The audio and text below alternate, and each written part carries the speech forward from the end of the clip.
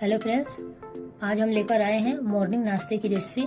तो आप इस नाश्ते को बनाकर अपने बच्चों को लंच बॉक्स में दीजिए या फिर आप सुबह नाश्ते में आप अपने घर वालों को बनाकर खिलाइए। जब आप एक बार इस तरीके से इस नाश्ते को बनाएंगे तो आपके घर वाले खाकर आपके दीवाने हो जाएंगे। तो चलिए हम नाश्ता बनाना शुरू करते हैं। तो नाश्ता बनाने के लिए मैंने ये 250 ग्राम पनीर लिया है। पनीर को मैंने छोटे छोटे पीसेस में काट कर रख लिया है। अब हम पनीर को मैरिनेट कर देते हैं। तो आपको पनीर को मैरिनेट करने के लिए इसमें आधी चम्मच कश्मीरी लाल मिर्च पाउडर ऐड कर देते हैं, आधी छोटी चम्मच धनिया पाउडर ऐड कर देते हैं, आधी छोटी चम्मच भुने जीरे का पाउडर ऐड कर देते हैं, आधी छोटी चम्मच किचन किंग मसाला ऐड कर देते हैं। ये मैंने थोड़ी सी कद्दूकस किया हुआ लहसुन लिया है, कद्दूकस किया हुआ अदरक लिया है। आप चाहे तो अदरक लहसुन का पेस्ट भी ऐड कर सकते हैं, अदरक लहसुन से टेस्ट बहुत अच्छा आता है। अब इसमें हम आधी छोटी चम्मच गरम मसाला पाउडर ऐड कर देते हैं। अब इसमें हम ताजी फ्रेश 2 चम्मच मीठी दही ऐड कर देते हैं, स्वाद अनुसार नमक ऐड कर देते हैं। अब हम इन सारी चीजों को अच्छे से मिक्स कर लेते हैं। तो हम इनको हाथों से अच्छे से मिक्स कर लेते हैं। तो मैंने इन सारी चीजों को अच्छे से मिक्स कर लिया है। अब इसको हम ढककर साइड में 5 मिनट के लिए रख देते हैं। अब चलते हैं हम गैस की तरफ। तो मैंने गैस पे कढ़ाई चढ़ा दिया है। कढ़ाई में हम आधी कप सरसों ऑयल ऐड कर देते हैं। तो आप जो भी कुकिंग ऑयल खाते हैं आप ऑयल ऐड कर सकते हैं। 2 मैंने बड़े साइज के लच्छे में कटे हुए प्याज लिया है, प्याज को हम ऐड कर देते हैं। अब गैस का फ्लेम हम हाई रखेंगे। हाई फ्लेम पे हम बराबर चलाते हुए प्याज को लाइट ब्राउन होने तक हम फ्राई कर लेते हैं। प्याज को मैंने लाइट ब्राउन होने तक फ्राई कर लिया है। तो इसको हम प्लेट में निकाल लेते हैं।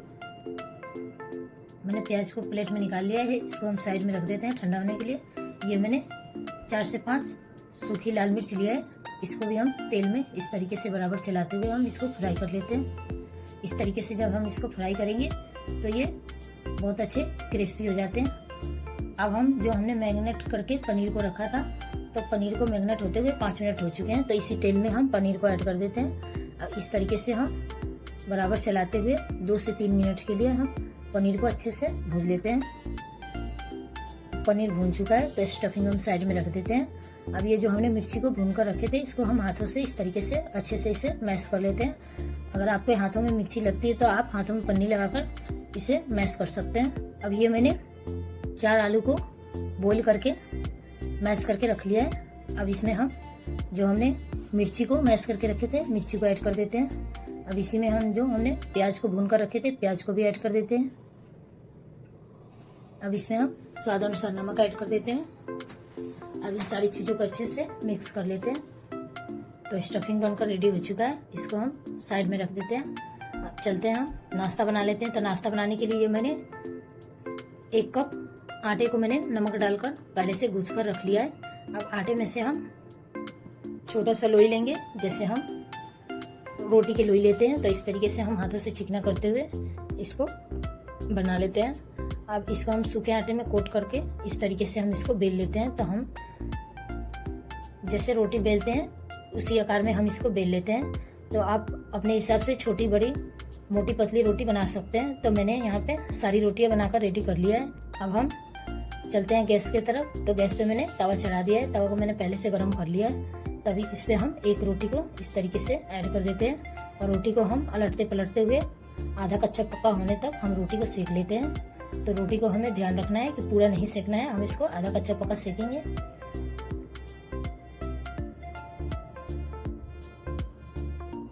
तो आप देख सकते हैं इस तरीके से मैंने रोटी को आधा कच्चा पक्का सेक लिया है। अब बचे हुए भी रोटी को हम इसी तरीके से सेक कर रेडी कर लेते हैं। तो मैंने सारे रोटी को सेक कर रेडी कर लिया है। अब चलते हैं हम नाश्ता को बना लेते हैं। तो हम एक रोटी को लेंगे और इस तरीके से हम रोटी के ऊपर हम टमाटो केचप लगा देते हैं। तो आप चाहे तो यहाँ पे हरी चटनी भी लगा सकते हैं। मैं बच्चों के लिए बना रही हूँ तो मैं इस पे टमाटो केचप लगा रही हूँ।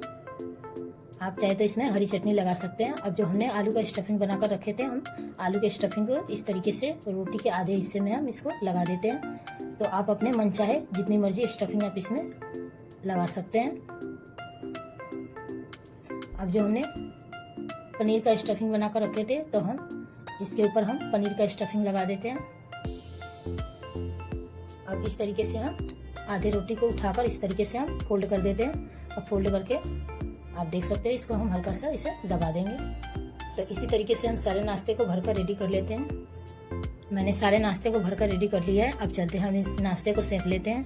तो नाश्ते को सेकने के लिए मैंने तवा लिया है, आप चाहे तो पैन भी ले सकते हैं। अब इस पे हम 2 चम्मच ऑयल ऐड कर देते हैं। तो आप इसको घी बटर में भी लगाकर इसे नाश्ते को आप सेक सकते हैं। तो अब इसमें इस पे हम 2 नाश्ते को इस तरीके से रख देते हैं। अब इसको हम मीडियम फ्लेम पे पलटते पलटते हुए नाश्ते को अच्छे से सेक लेते हैं। नाश्ते एक तरफ से हल्के से सीख चुके हैं तो हम पलट देते हैं। तो आप देख सकते हैं कितना अच्छा इस पे लाइट ब्राउन कलर आया है। तो इसी तरीके से पलटते पलटते हुए हम इसको अच्छे से सेक लेते हैं।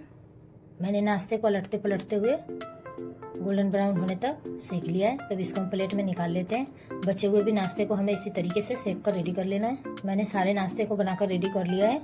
इसे आप बनाकर लाल चटनी, हरी चटनी या फिर आप ऐसे ही खा सकते हैं। तो एक बार आप इसे बनाकर जरूर से ट्राई करिएगा। फिर मिलते हैं, तब तक के लिए बाय बाय।